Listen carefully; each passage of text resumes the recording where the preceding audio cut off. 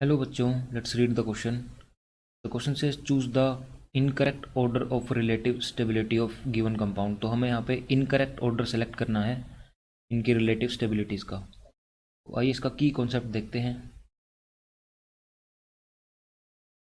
तो हमारे पास इसका की कॉन्सेप्ट होगा inert pair effect.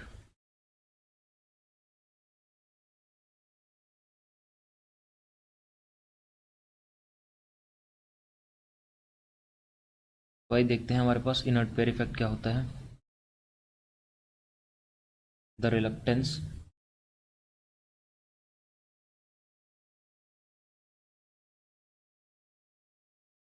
of NS2 electrons to participate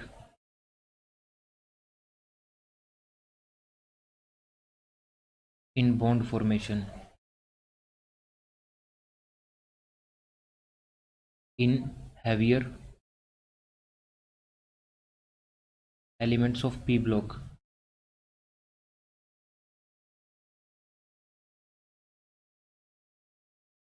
तो हमारे पास जो पी ब्लॉक एलिमेंट्स हैं उनकी जो जनरल इलेक्ट्रॉनिक कॉन्फ़िगरेशन है वो NS2 NP 1 to 6 होती है। This is known to us.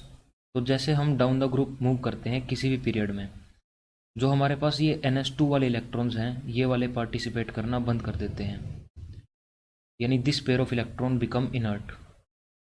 तो इनके इनर्ट होने की जो रीज़न है, क्योंकि डाउन द ग्रुप हमारा जो बाहर वाले ऑर्बिटल्स हैं वो एक्सपेंड होते रहते हैं, और जो एस ऑर्बिटल है क्योंकि वो न्यूक्लियस के होल्ड में काफ़ी अच्छी तरह से होता है, तो इन इलेक्ट्रॉन्स को न्यूक्लियस पार्टिसिपेट नहीं करने देता।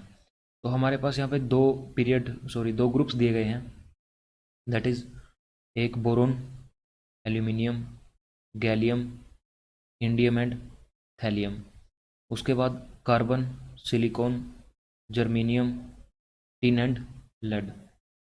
तो इस तरह से हमारे पास इसमें जो हमारी इलेक्ट्रॉनिक कॉन्फ़िगरेशन है जनरल वो NS2 NP 1 है, और इसमें NS2 NP 2 है। तो इस तरह से जो हमारे पास डाउन द ग्रुप अगर हम मूव करते हैं तो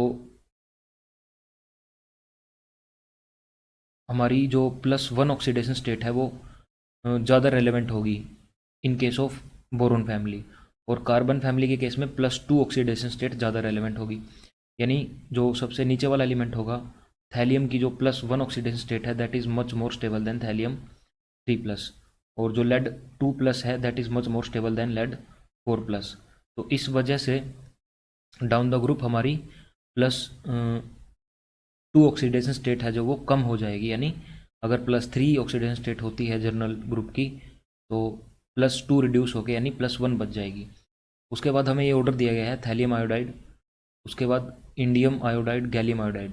तो डाउन द ग्रुप हमारा सबसे ज़्यादा इसकी जो +1 ऑक्सीडेशन स्टेट है सबसे ज़्यादा स्टेबल होगी, तो ये वाला ऑर्डर हमारे लिए करेक्ट होगा, क्योंकि गैलियम की +3 भी स्टेबल है और +1 कम स्टेबल है। तो ये वाला ऑर्डर हमारा करेक्ट होगा जिसमें थैलियम +1 सबसे ज़्यादा स्टेबल दिया, और यहाँ पे थैलियम +1 सबसे कम स्टेबल दिया गया है, और इंडियम गैलियम आयोडाइड सबसे ज़्यादा स्टेबल दिया गया है। तो ये वाली हमारी गलत हो जाएगी, और हमें गलत को सेलेक्ट करना है, इनकरेक्ट ऑर्डर को सेलेक्ट करना है, तो ये वाला हमारा करेक्ट होगा। उसके बाद gallium dichloride, tin dichloride, lead dichloride. इसमें हमारे पास क्योंकि लेड सबसे ज़्यादा स्टेबल होने वाला था +2 में, लेकिन लेड यहाँ पे सबसे कम स्टेबल दिया गया है, तो ये वाली भी हमारी गलत होगी। तो हमारा जो बी है वो भी according to the question incorrect select करना है हमें, तो बी भी हमारा करेक्ट होगा। उसके बाद हमें जो थैलियम ट्राइक्लोराइड है वो सबसे ज़्यादा स्टेबल दिया गया है यहाँ पे, तो ये वाली स्टेटमेंट भी हमारी गलत होगी, और गैलियम ट्राइक्लोराइड सबसे कम स्टेबल दिया गया है, जबकि इसका ऑर्डर हमारा रिवर्स होगा। उसके बाद जो हमारे पास लेड 4 है वो सबसे ज़्यादा स्टेबल दिया गया है, और गैलियम टेट्रा आयोडाइड हमारा सबसे कम स्टेबल दिया गया है, जबकि हमारा ये भी ऑर्डर रिवर्स होगा, तो ये वाली स्टेटमेंट भी गलत होगी। तो हमारे option A, B, C and D all would be the correct according to the question. Hope you understand the concept well. Best of luck.